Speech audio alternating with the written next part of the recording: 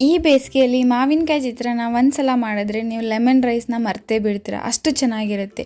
Hello friends, welcome to ನಂದ ಸವಿರುಚಿ. ನಾನಿವತ್ತು most viral ಆಗಿರೋ ಮಾವಿನಕಾಯಿ ಚಿತ್ರಾನ್ನ ಸಿಂಪಲ್ಲಾಗಿ, ಈಸಿಯಾಗಿ, ಸಖತ್ತಾಗಿ, ಟೇಸ್ಟಿಯಾಗಿ ಹೇಗೆ ಮಾಡೋದು ಅಂತ ಹೇಳ್ತೀನಿ. ಅದಕ್ಕಿಂತ ಮೊದಲು ನೀವೇನಾದರೂ ನನ್ನ ಚಾನಲ್ನ ಹೊಸದಾಗಿ ವಿಸಿಟ್ ಮಾಡಿದರೆ ಪ್ಲೀಸ್ ಸಬ್ಸ್ಕ್ರೈಬ್ ಮಾಡಿ. ಬನ್ನಿ ಇದನ್ನು ಚಿತ್ರಾನ್ನ ಮಾಡೋದಕ್ಕೆ ಏನೇನು ಇಂಗ್ರೀಡಿಯೆಂಟ್ಸ್ ಬೇಕು ನೋಡೋಣ.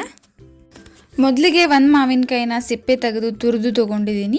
ಆಮೇಲೆ ಬೇಯಿಸಿರೋ ಅನ್ನ ತೊಗೊಂಡಿದ್ದೀನಿ, ರೈಸ್ ತೊಗೊಂಡಿದ್ದೀನಿ, 1 ಬೌಲ್ ಆಗೋಷ್ಟು ತೊಗೊಂಡಿದ್ದೀನಿ. ಆಮೇಲೆ 4ರಿಂದ 5 ಹಸಿಮೆಣಸಿನ್ಕಾಯಿ ನಡುವೆ ಸೀಳಿ ಕಟ್ ಮಾಡಿದ್ದೀನಿ. ಕರಿಬೇವು ತೊಗೊಂಡಿದ್ದೀನಿ, ಕಡಲೆ ಬೀಜ ಅಂದರೆ ಶೇಂಗಾ ತೊಗೊಂಡಿದ್ದೀನಿ. ಆಮೇಲೆ ಕಡಲೆಬೇಳೆ ತೊಗೊಂಡಿದ್ದೀನಿ 1 ಟೇಬಲ್ ಸ್ಪೂನ್ ಆಗುವಷ್ಟು. ಆಮೇಲೆ 1 ಟೇಬಲ್ ಸ್ಪೂನ್ ಆಗುವಷ್ಟು ಉದ್ದಿನಬೇಳೆ ತೊಗೊಂಡಿದ್ದೀನಿ. ಆಮೇಲೆ ಕೊತ್ತಂಬರಿ ಕಟ್ ಮಾಡಿ ತೊಗೊಂಡಿದ್ದೀನಿ. 1/4 ಟೇಬಲ್ ಸ್ಪೂನ್ ಜೀರಿಗೆ, 1/4 ಟೇಬಲ್ ಸ್ಪೂನ್ ಸಾಸಿವೆ ತೊಗೊಂಡಿದ್ದೀನಿ.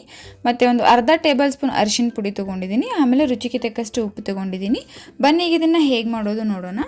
ಮೊದಲಿಗೆ ಒಂದು ಪಾತ್ರೆನ ಬಿಸಿ ಮಾಡೋಕ್ಕೆ ಇಟ್ಕೊಂಡಿದ್ದೀನಿ. ಅದಕ್ಕೆ ಒಂದು 2ರಿಂದ 3 ಟೇಬಲ್ ಸ್ಪೂನ್ ಅಡಿಗೆ ಎಣ್ಣೆ ಹಾಕ್ತಾಯಿದ್ದೀನಿ.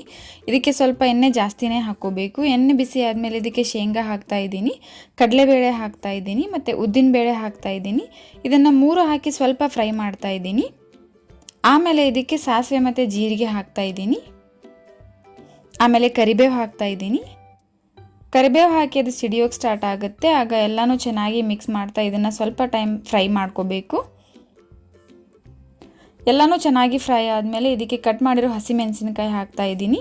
ಇದನ್ನು ಕೂಡ ಫ್ರೈ ಮಾಡ್ತಾಯಿದ್ದೀನಿ. ಖಾರ ಬಿಡೋವರೆಗೂ ಫ್ರೈ ಮಾಡ್ತಾಯಿದ್ದೀನಿ. ಅಂದರೆ ಸ್ಮೆಲ್ ಗೊತ್ತಾಗುತ್ತೆ ನಿಮಗೆ. ಒಂದು 3ರಿಂದ 4 ನಿಮಿಷಗಳ ಕಾಲ ಇದನ್ನು ಫ್ರೈ ಮಾಡ್ಕೋಬೇಕು. ಆಮೇಲೆ ತುರಿದಿರೋ ಮಾವಿನಕಾಯಿ ಹಾಕ್ತಾಯಿದ್ದೀನಿ. ಇದನ್ನು ಹಾಕಿ ಚೆನ್ನಾಗಿ ಎಲ್ಲದರ ಜೊತೆ ಮಿಕ್ಸ್ ಮಾಡ್ಕೋಬೇಕು. ಇದನ್ನು ಒಂದು 2ರಿಂದ 3 ನಿಮಿಷಗಳ ಕಾಲ ಫ್ರೈ ಮಾಡ್ಕೋಬೇಕು.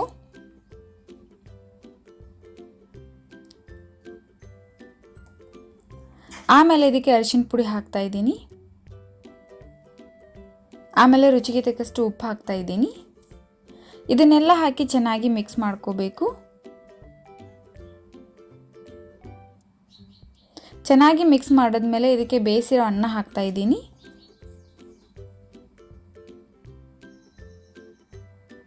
ನಿಮಗೆ ಅನ್ನ ಉದುರುದ್ರಾಗಿ ಬೇಕಂದರೆ ಅನ್ನ ಕುದಿಯೋಕ್ಕಿಡುವಾಗ 1 ಟೇಬಲ್ ಸ್ಪೂನ್ ಎಣ್ಣೆ ಹಾಕಿ ಕುದಿಯೋಕ್ಕಿಡಿ. ಚೆನ್ನಾಗಿ ಉದುರುದ್ರಾಗಿ ಆಗುತ್ತೆ.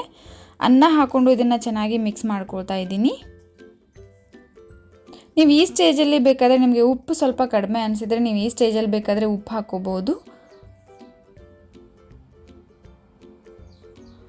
ಆಮೇಲೆ ನಿಮಗೆ ತುಂಬ ಹುಳಿ ಅನಿಸಿದರೆ 1 ಟೇಬಲ್ ಸ್ಪೂನ್ ಸಕ್ಕರೆ ಕೂಡ ಹಾಕೋಬೋದು. ಸ್ವಲ್ಪ ಹುಳಿ ಕಡಿಮೆ ಆಗುತ್ತೆ.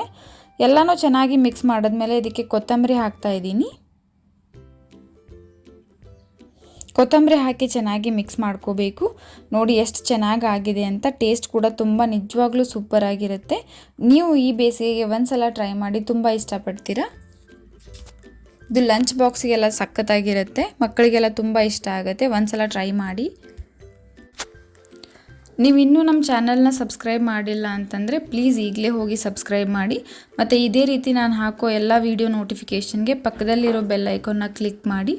ಮತ್ತು ಈ ವಿಡಿಯೋ ನಿಮಗೆ ಇಷ್ಟ ಆಗಿದರೆ ಪ್ಲೀಸ್ ಲೈಕ್ ಮಾಡಿ, ಶೇರ್ ಮಾಡಿ, ಕಮೆಂಟ್ ಮಾಡಿ. ಮತ್ತು ಇದೇ ರೀತಿ ಟೇಸ್ಟಿ ರೆಸಿಪೀಸ್ಗೆ ನಮ್ಮ ಚಾನಲ್ನ ಸಬ್ಸ್ಕ್ರೈಬ್ ಮಾಡೋದನ್ನು ಮರಿಬೇಡಿ. Thank you.